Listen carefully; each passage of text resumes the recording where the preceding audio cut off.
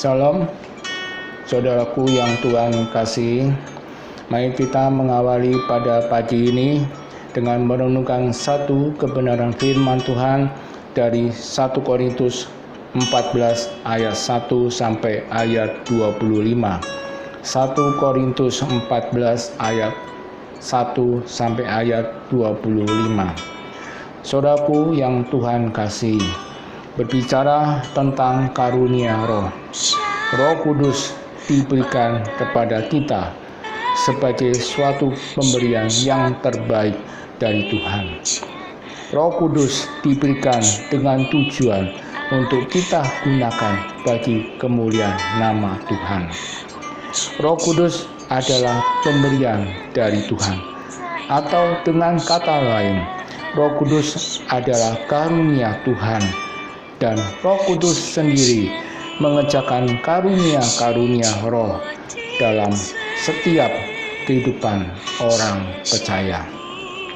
Saudaraku yang Tuhan kasih, jika kita mengikuti pengajaran dari Tuhan, ada beberapa karunia yang disebutkan di dalam kitab ini.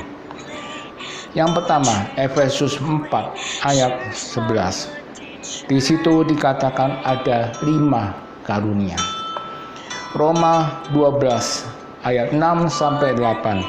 Di situ dikatakan ada 7 karunia. 1 Korintus 12 ayat 8 sampai ayat 11.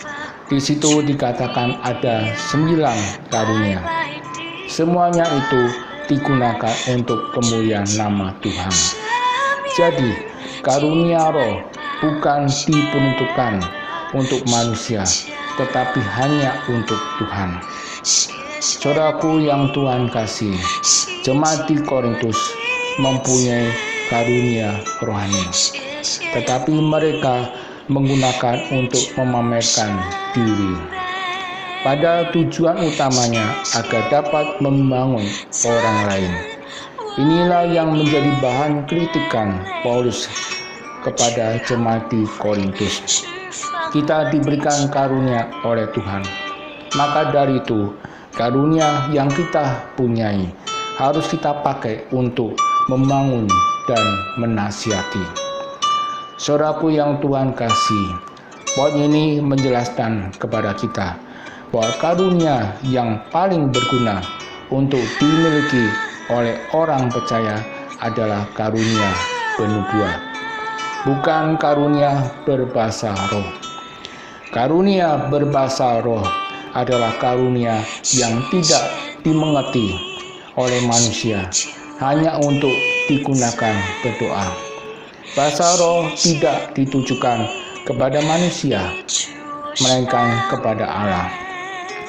Paulus tidak bermaksud menolak karunia berbahasa roh, akan tetapi bahasa roh berguna bagi orang lain, sehingga ia meminta agar orang yang memiliki karunia berbahasa roh berdoa agar Allah memberikan karunia untuk menerjemahkan bahasa roh itu, sehingga orang yang berdoa bersama-sama dengan dia dapat mengerti apa yang dia doakan.